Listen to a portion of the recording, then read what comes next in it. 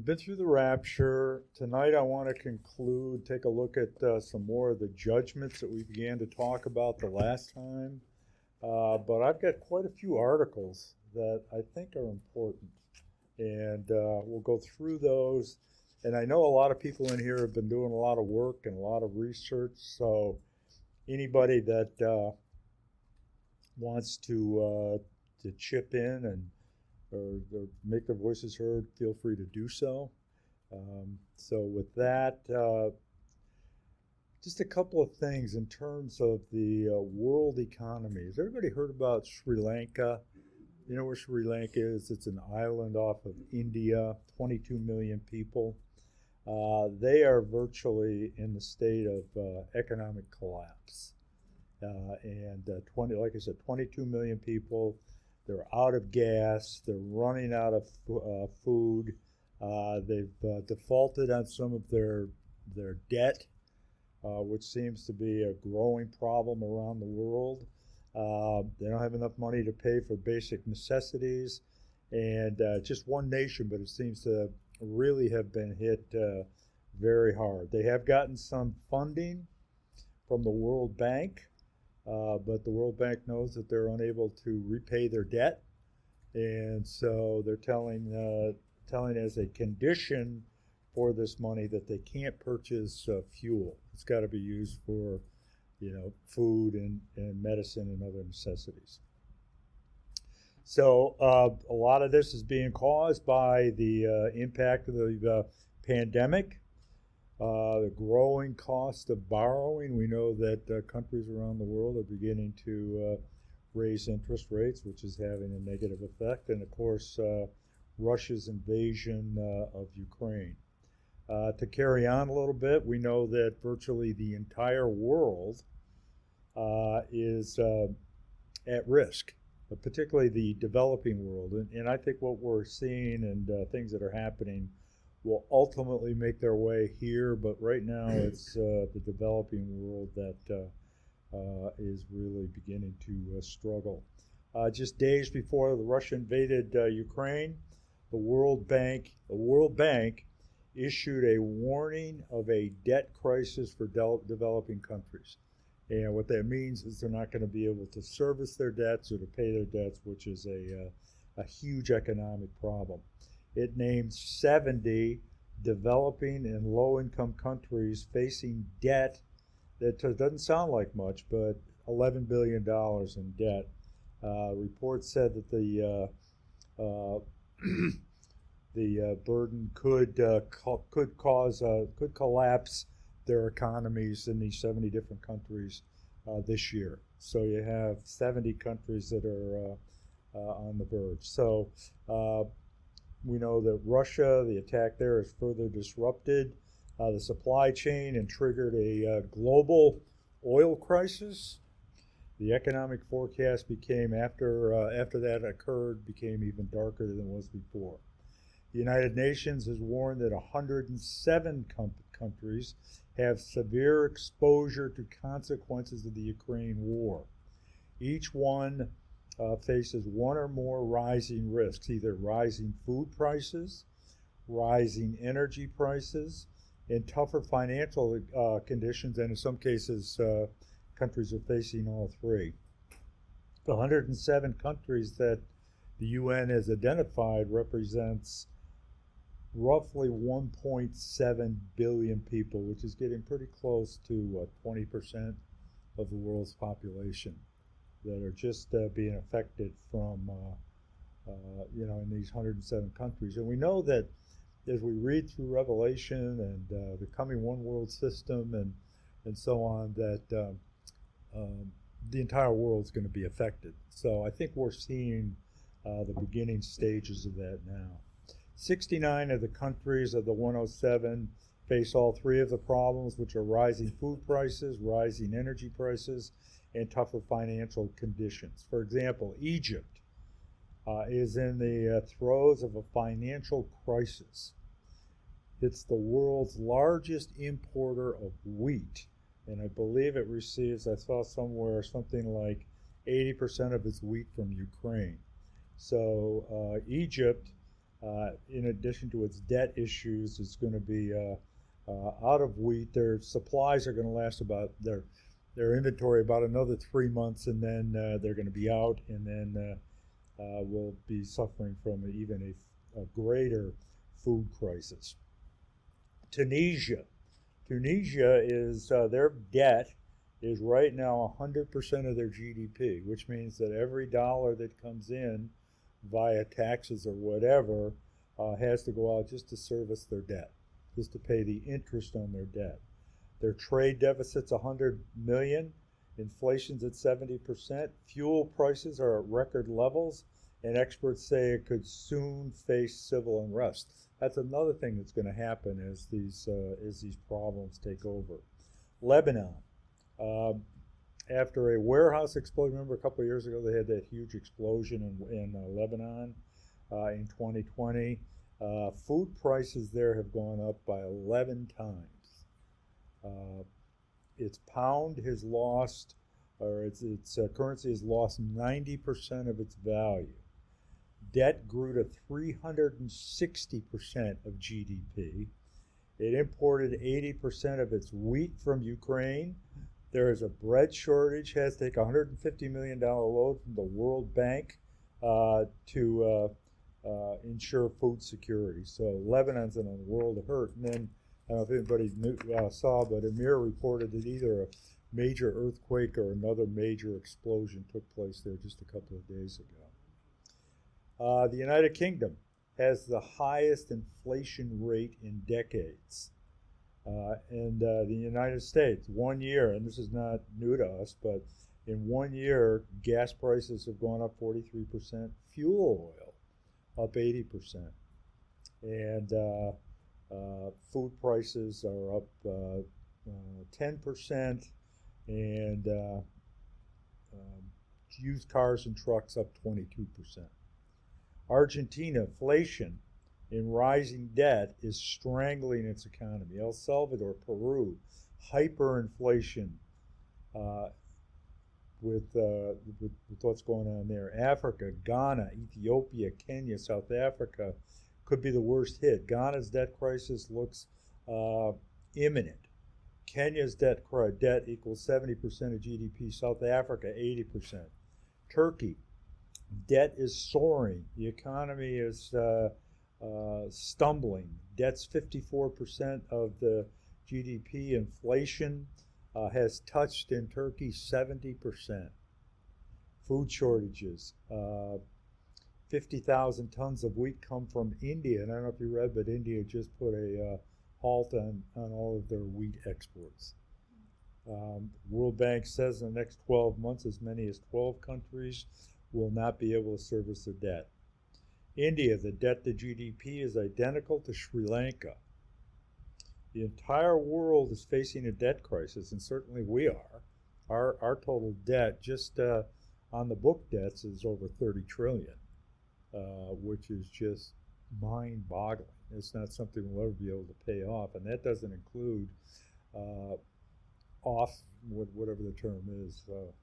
Maybe Rob knows off the balance sheets, but things like Social Security, Medicare, and so forth is even makes it worse.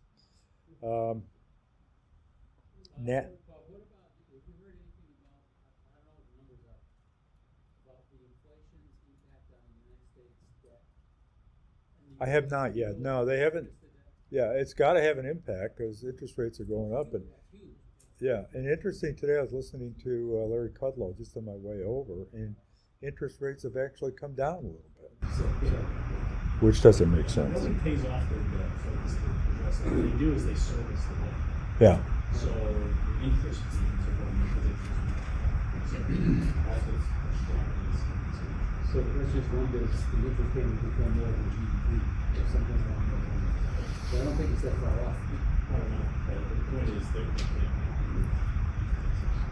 It's just they're doing it scooping toss.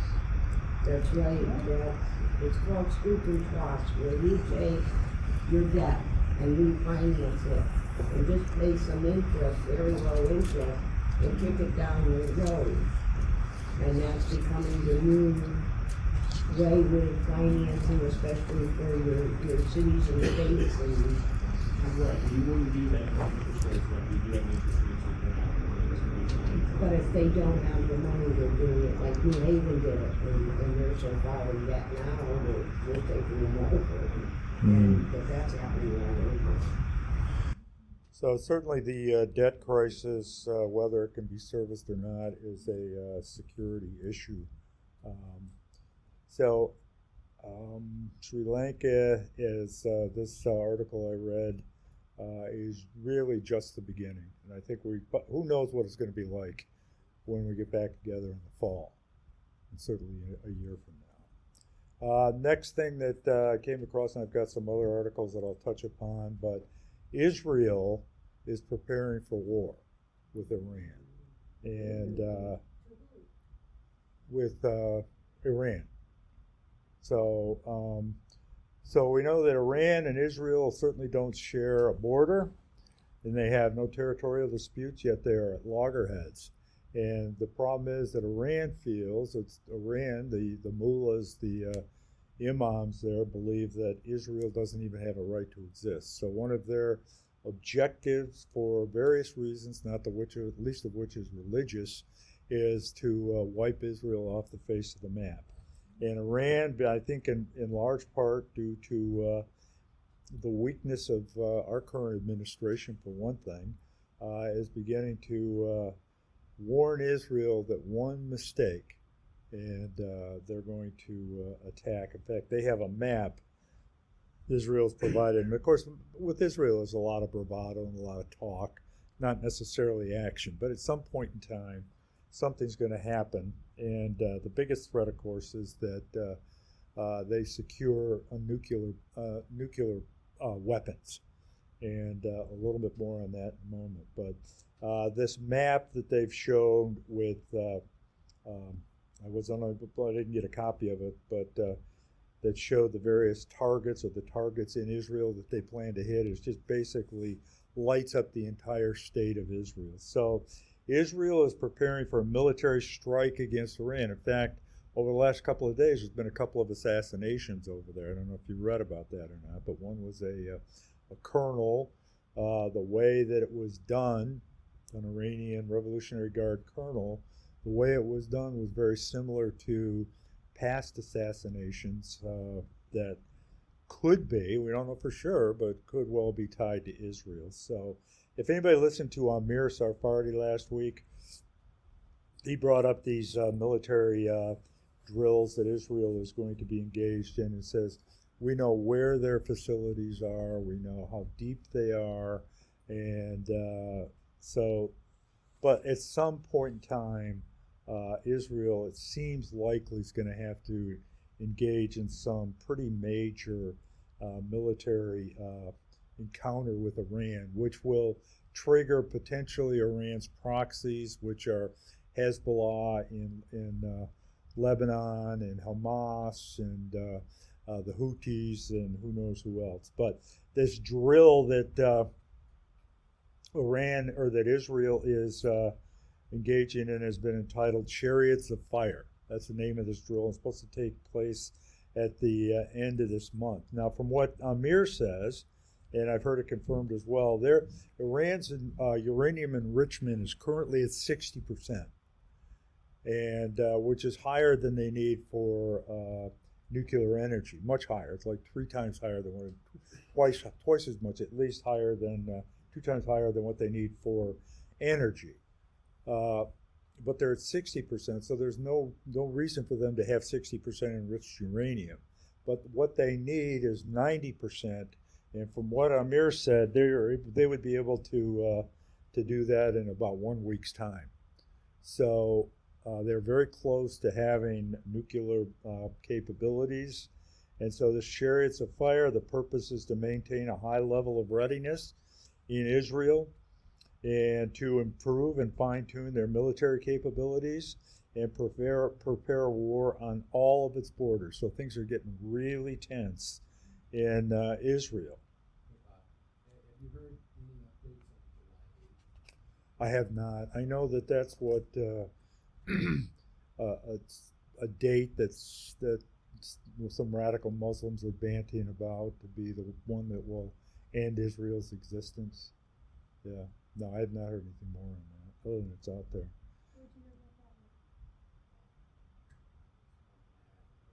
Yeah, it's not going to happen. No, Yeah, well, it right. biblically it can't. Yeah, yeah. Absolutely, Yeah. it's not going to happen. But if you've been following what's going on in Israel at all, there's just been a number of terror issues Yeah. that are because of this. Right. What they're trying to do is usher in chaos as a result of this nation of Israel. Biblically, that will never happen. So when Valley, the Pastor Jay was there, was it discussed? It's always possible. Okay. Yeah. So the Iranians have said one wrong move on Israel's part, and that will trigger a major war. Later, they've said that they're going to defeat Israel's international influence, which is just a threat to attack Jews all over the world, because their goal is not just to wipe out Jews in Israel, but just as Hitler, it was to wipe out every Jew on the face of the earth. So we know that Israel cannot afford to allow Iran to develop nuclear capabilities. It's a huge problem for them, and it's been something that they've been talking about for an awful long time, but it's very close. And whether or not something breaks out this summer and how that impacts Ezekiel 38, 39, I don't think anybody knows for sure, but we know that Iran will be a part of that attack, which would include as well Russia and Turkey, Sudan, and Libya. But what these drills are going to do, now all units of Israel's defense forces will participate in the drills. Every single, all their tanks, their artillery, their air force, everybody's going to participate. The drills are going to focus on a battle with Iran, backed by Hezbollah, which anybody that knows anything about Hezbollah, they are situated in Lebanon, and it's reported that they have over 100,000 rockets pointed at Israel. It's not that far away. A large number of Israel jet fighters are going to participate in the drills. Israeli fighter jets to be given a stream of targets by an intel unit. And by the way, the United States is going to participate in this drill by providing refueling support for their Air Force. So we are participating in the drill, which is supposed to start on the 29th. So it's all geared to prepare for some sort of attack that's coming or that they suspect is going to come before Israel or before Iran gets its nuclear bomb. So we've been talking about that for years, but it just seems like it's getting closer and closer. Comments, questions on that? I heard this week that the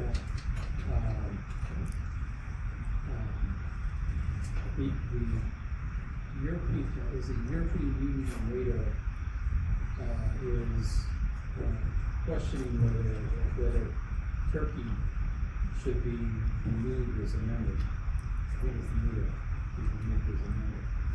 My initial thought was, doesn't this sound like who's Turkey's other ally? Russia, probably even more so. Right. Yeah. Doesn't it sound like Well, and little chess pieces? yeah, in order for Finland and Sweden to be admitted to NATO, all the nations have to agree. Turkey has said they will not approve it because of their relationship with Russia, I think in large part. So that's kind of a who knows what's going to happen there. I read a long article about that very point. You know, how do you remove a country from participate, a member country from NATO? And while there is no article within the NATO articles of where they are, to do that, there was a lot of talk and speculation about how it could happen. In other words, it's not identified that there's no vote contained. Yeah. But could be made to happen in coercive ways and other methods. It just seems like it's an inevitable Yeah. sooner Yeah. or later. Yeah. Definitely. Definitely. It has to. It has to. Well, Turkey is a founding member of NATO. It is a Muslim country. It is at the doorstep of Russia. It is the only country that acts as a pulse for the rest of the world, what's going on in certain parts of the Arab world. Secondly, with today's yabba yabba yabba stuff, would not surprise me if somebody planted all this stuff to make people think about getting rid of Turkey as part of NATO. If they start doing that, even though they're not anything in the Articles of Confederation or whatever you call it, that is the beginning of breaking up NATO and beginning of everybody pointing back and forth. Now, Israel and Iran. Iran made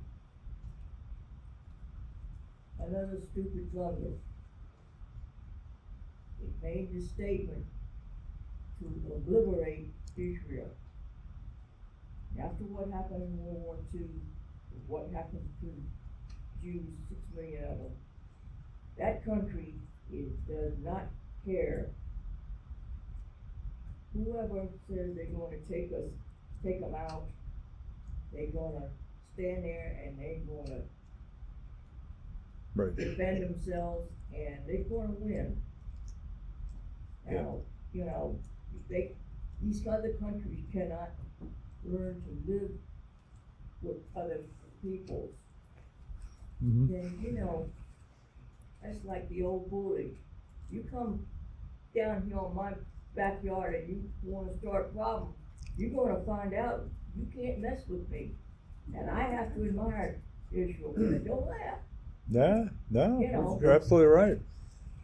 I don't tell a story very often. Well, unless it's somebody really close. But years and years ago, when I lived in Dallas, we only had one car. It was a company car. Mom and Dad went grocery shopping. I left me and my brother at home. I was 11, he was 4 or 5, depending on when it was.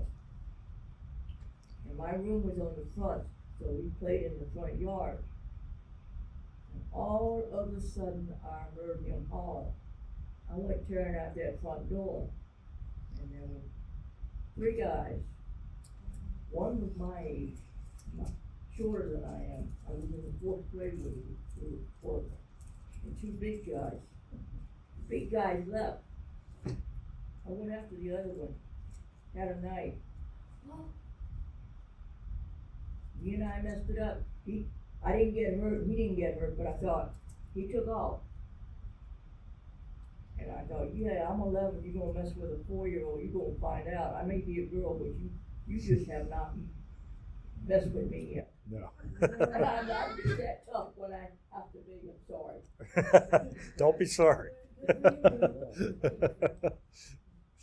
what about Jerusalem Day? There's supposed to be a battle in Jerusalem. Have you heard anything on that? Jerusalem Day. I'm not. Yeah, I've heard of it, but I'm not real sure.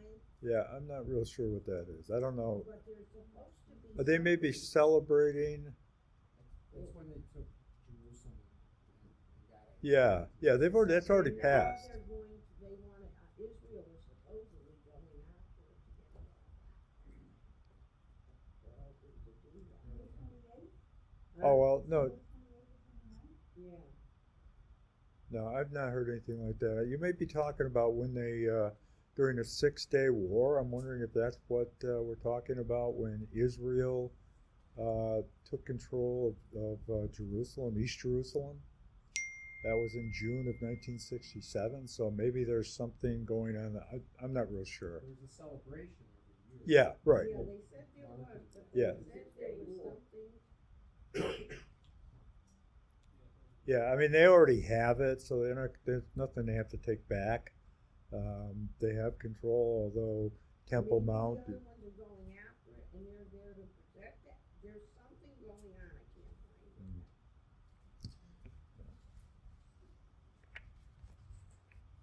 All right, well, let us know what you find. I'm looking it up. Okay. All right, so a couple other things going on. Our good friends from the World Economic Forum are meeting next week in Davos, Switzerland. 2,500 people are going to be there. They have a very, very busy agenda. We'll talk a little bit about that in a moment. But 50 world leaders, all kinds of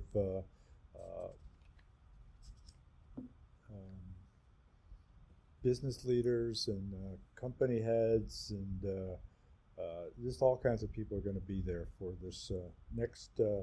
This is the first one they've had in person in the last 2 years because of COVID. But before we get to that, here's an article that I pulled off the internet that Jan Markell wrote. And she wrote this on March 23rd. And the title of it is Tribulation Rising, the Globalists Need a War. This is just food for thought stuff. But she says, we do not know where the Russia-Ukraine conflict is heading in Eastern Europe. In a worst-case scenario, Russia will try to seize much of its old territory. So this was a couple of months ago that she wrote this. The Baltics are in the bare sights, as well as Poland, Romania, and Hungary. And I just heard today that Hungary has declared a state of emergency because of what's going on in Ukraine. No, then that's all I read, which is a state of emergency. Why? If they feel like they're under threat or what? I don't know. While Ukraine has fought the good fight, and she cannot overpower Putin's military. The conflict could abruptly end before this periodical hits your mailbox, but Russia is paying a huge economic price. Ronald Reagan, and I've got an article about him in just a moment I want to read as well, in his peace through strength, forced the Russian bear into hibernation years ago. Not any longer. He's come out of his den. He's angry. He's a ruthless destroyer, speaking of Russia. Society became fear-based 2 years ago with the pandemic, which opened the door for government overreach and dependence on government. More and more, the world longs for a government leader, a Mr. Fix-It. Right now, such a person is not prominent. He may be obscure at this time, but he is waiting in the wings. Not one world capital can boast a successful leader. That's why this headline captivated my attention, posted on Fox News Digital. Quote, saving Ukraine, looking for a world leader to stand up. Some feel this conflict is a weapon of mass distraction planned by the World Economic Forum and George Soros. And I'm not getting into all kinds of conspiracy theories, but that being said, this is what she's saying. They instigated the pandemic, and now have orchestrated a war, all to destabilize. American capitalism must be taken down for a new world order to arise. Ukraine's President Zelensky is a lackey of the World Economic Forum, and he's going to deliver the concluding speech at the World Economic Forum next week or whenever it is. And in his heart, he has as much loyalty to this globalist outfit and a globalist mentality as he does for his own country. On March 15th, a popular new song was released about Zelensky titled, Can One Man Save the World? And she goes on to say he's certainly not the Antichrist, but he's kind of a type of what the Antichrist will be like. Global food crisis, she goes on to say. Should the war be extended, that is going to push this rapidly growing global food crisis to a level that none of us has ever seen before. According to the United Nations, worldwide food prices in February 2022 were 20.7% higher than they were in 21. Some are calling the potential food fallout catastrophic. The Economist magazine, their headline this week, I don't know if it's a monthly or weekly periodical, but it's food catastrophe or something along those lines. Russia and Ukraine account for a substantial amount of the world's food, grain, and fertilizer. We are so late in the game that the world's godless power brokers and global elite think of only one thing: global government. They will use any pawn in their game. They would like nothing better than for America to enter a war like the Ukraine conflict, because then it would become a world war. So, a little bit from Jan Markell on that. Here's one. I'm not going to get too deep into this because I'm still not sure that it's a huge issue. But Melissa a couple of weeks ago sent me this article. I was unaware. Has anybody else heard about this this situation with the World Health Organization? It's going to be meeting in the next week, I think. And allegedly, and I think it's true, the Biden administration sounds willing to cede a lot of our authority over our own health care in this country to the World Health Organization. And it's pursuant to Provisional Agenda Item 16.2, and the conference is to be held May 22nd to 28th, and that the amendments will empower World Health Organization's Director General to declare health emergencies or crisis in any nation, and to do so unilaterally and against the opposition of the target nation. I think we all can remember back when the World Health Organization, the guy Tedros, I believe his name is, who heads it up, he's not even a doctor, but he came out and he's really in bed with China. And he denied till the cows came home that China had anything to do with the pandemic. But it's not a good organization. And this article goes on to say the same threat looms over the UN's 193 member nations, all of whom belong to the World Health Organization and represent 99.44% of the world's population. So more to come on that. I think we're going to have to see how it plays out. I, for one, and I know that from what I've read, it's the Biden administration that has proposed these changes to the World Health Organization charter. And I just don't know why we haven't heard more about it. So I'm a little bit suspect. I wouldn't. Yeah. I think there's some teeth in this thing. And the issue is that Biden submitted proposals for amendments to Right. the document is that Yeah, effectively removed our ability to be able to fight this thing. And there are lawsuits going on right now within the states against this thing. So that's really what at least for myself, I'm watching to see what happens with this. I mean, this thing is scary because it defines nothing. It doesn't say what it doesn't say what a pandemic is. It doesn't say what an emergency is. In fact, there's language in there that says global warming is a health emergency. Right. There's just all kinds of screwball stuff. Yeah. And unfortunately, when you start with what you did in terms of all the economic issues that are going on there, people are going to roll over in a second. Oh yeah, absolutely. Because of all of the difficulties. Yeah. And this for me personally, this has got my attention. I'm watching this really, really close because, the bottom line is if this thing takes root, your doctor has no control over what your care is going to be. There's going to be some bureaucrat over in Europe who's going to make the ultimate decision absolutely. in terms of what you're eligible to receive. And they can order lockdowns if it's true. They can order lockdowns. And do they have potentially a something right now that could trigger something like that? Two things. Number one, climate change. And we know that climate change lockdowns are coming.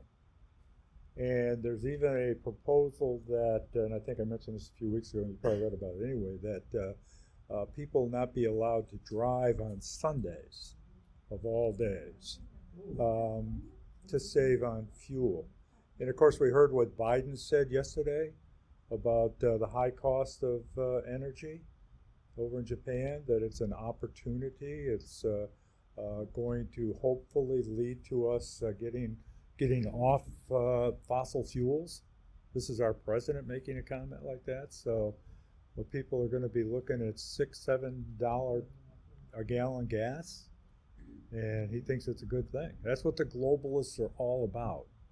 And I don't think we can rule out the possibility that what we're watching, like J.D. Farag says, is a controlled demolition of this country. We are, well, probably, yeah, worldwide, and yep. But really, the United States is the one country that's in the way of a one world system. So things are not good. WHO, WHO, has been in suspect trouble for a long time. Started out as part of the UN World Organization to go in the poor countries and help get medical treatment. It's been given power and money and power, and now it's trying to manipulate the world, much like the food thing where everybody we had last 2 weeks ago over the food, the control. Right. Same thing is in true politics. Power corrupts, and absolute power corrupts absolutely. Right. And what, who has not done some of the things it should be doing? Started doing all this other stuff. Yeah. We get over here to the Russians manipulating this, and the UN and this and that and the other, and these countries are scared of Russia, that they'll invade them and do something. Right. So they go this way, and they've got people scared with diseases, so that, oh yeah, and they're feeding on fear, instead of people looking at them and going, I determine what I'm afraid of and not afraid of, not you. As someone said over here a while ago, you won't have your doctor telling you what to do. You'll have some bureaucrat in some countries telling you what to do. And it will be a way to control the country. Right, and that's exactly and what. then our friends in Russia will walk over here, instead of firing a shot. We can do this, and we can do that. Yeah. Okay, we don't have to put up. And all of a sudden, they got control of this country, and these I don't kids see. know what's in them. Yeah. Sorry. I don't see Russia coming over and taking us over. I think we're going to fall into the under the umbrella of a one world system. Russia, from a biblical perspective, is going to be soundly defeated when they attempt to attack Israel, which is Ezekiel 38, 39. And so Davos 2022, here's another article about it. This upcoming meeting, leaders from around the globe are to meet in Davos, which is the World Economic Forum. The meeting is centered around the theme, History at a Turning Point. That's their theme. Government policies and business strategies. Remember we talked about governments and businesses coming together to make this whole thing come into focus.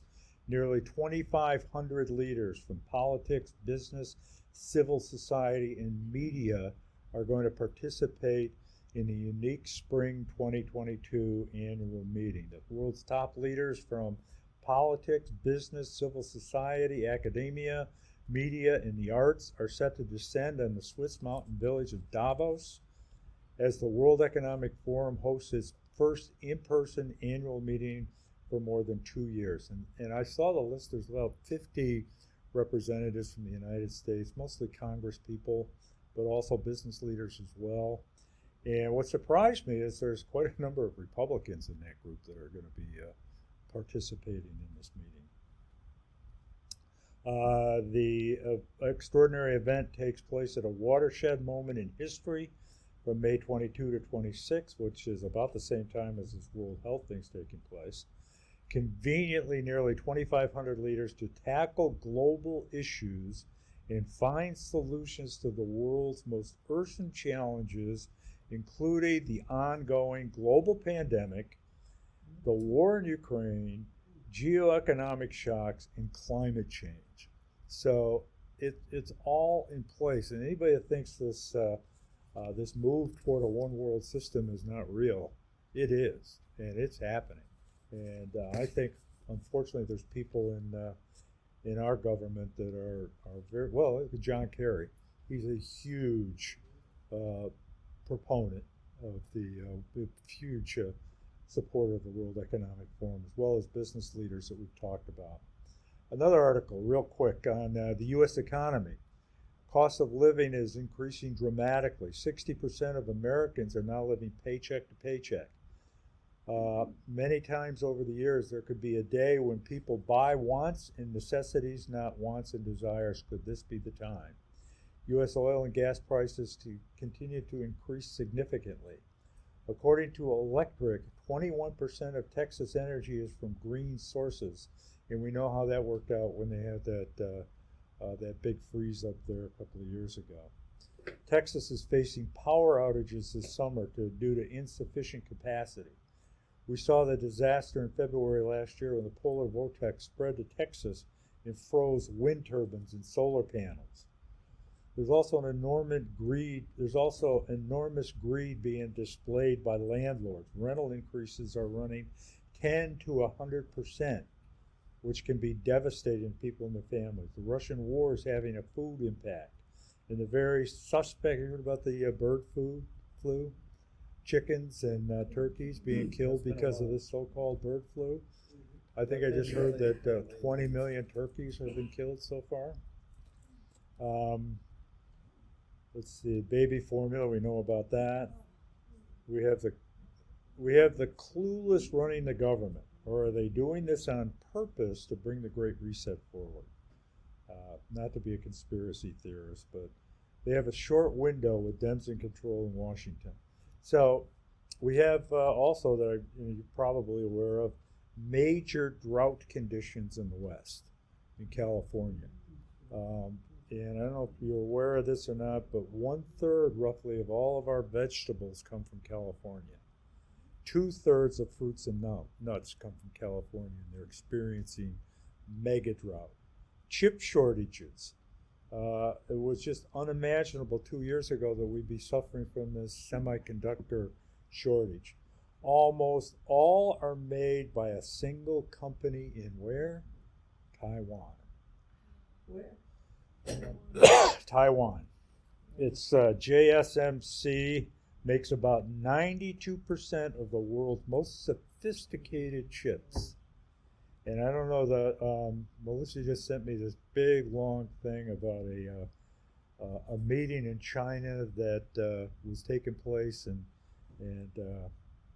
was made public, or it got out into the public arena, and how they are really planning, China's planning at some point definitely to attack Taiwan.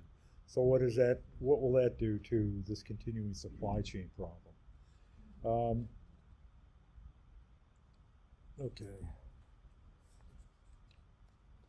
Here, I don't know if you heard about this or not. I mean, this gets in. I know we're spending a lot of time on this, but there's just so much going on. Department of Homeland Security memo. This has to do with this Roe versus Wade thing, and I thought I had read that they expect the final opinion this week. I don't know if anybody's heard that or not. But Department of Homeland Security warns pro-abortion militants planning to burn down the Supreme Court, murder justices, clergy, lawmakers if the court's leaked opinion to overturn Roe versus Wade materializes. Radical elements within the United States are planning to launch attacks on the United States Supreme Court, as well as members of Congress, churches, and clergy.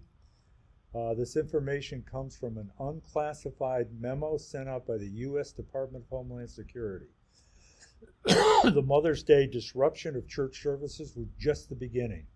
It's about to get not just uncomfortable for Christians, but downright violent. Prepare accordingly, dear pastors and church leaders.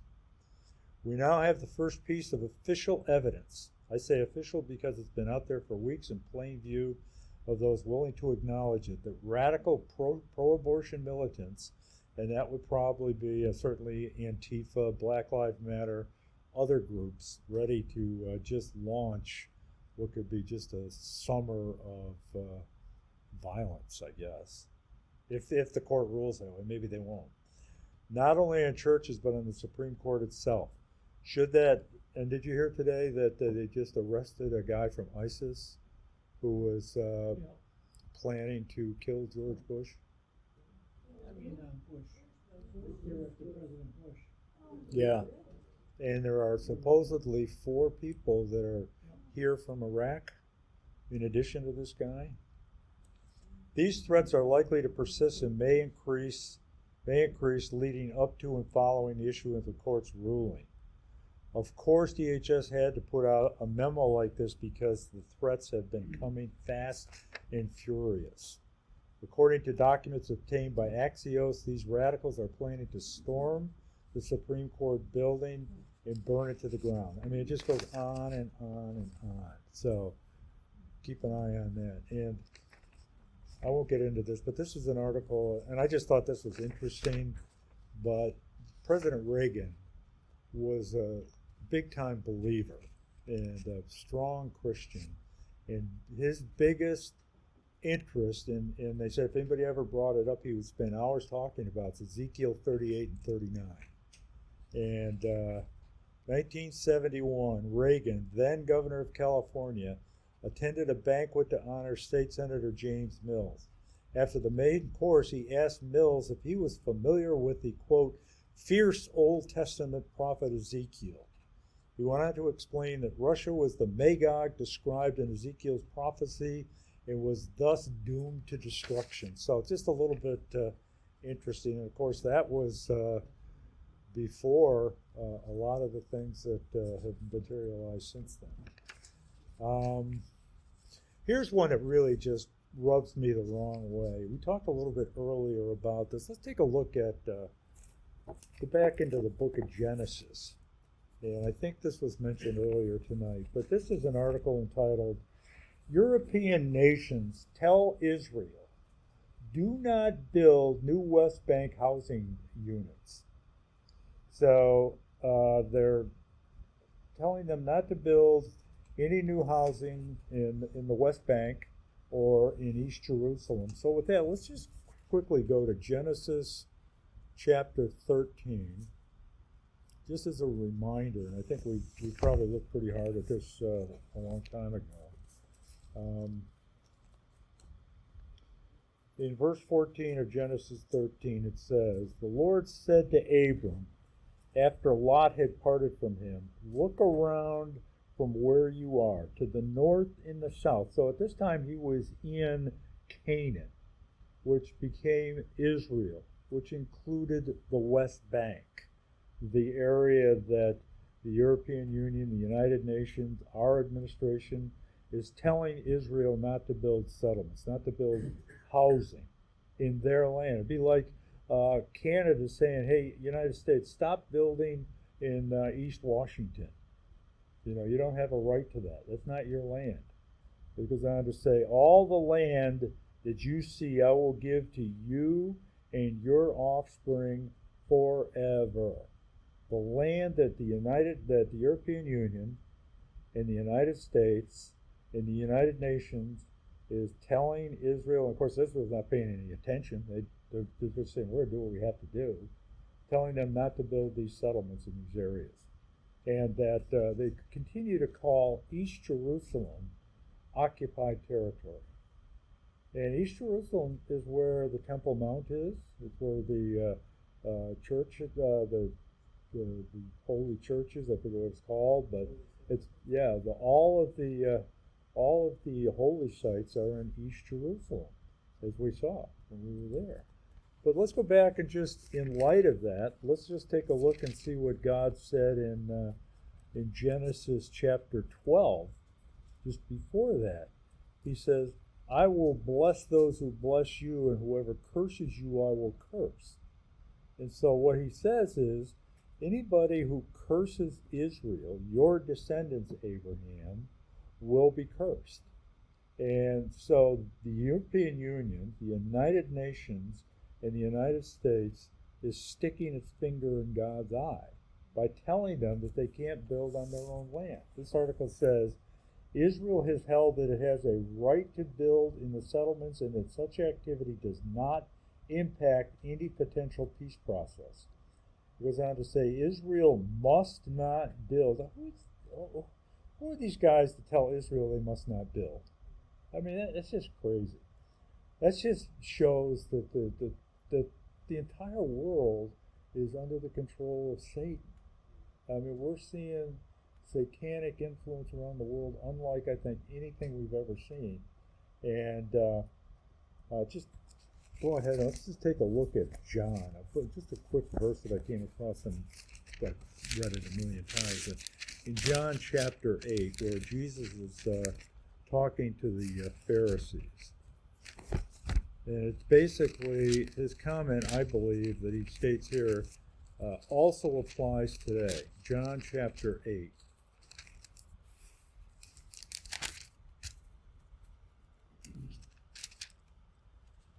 Down in verse 42.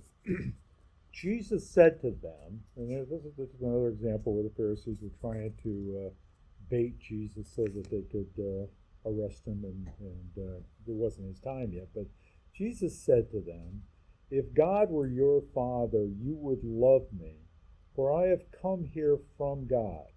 I have not come on my own, God sent me. Why is my language not clear to you? And it's basically like saying, why is the Bible not clear to these people? Well, it's not clear to them because they don't know it. They don't read it. They don't understand it. They don't believe it, when it comes to Israel, because you are unable to hear what I say. You, and I suggest that this you applies to many of the leaders in the world today. You belong to your father, the devil, and you want to carry out your father's desires. He was a murderer from the beginning, not holding to the truth, for there is no truth in him.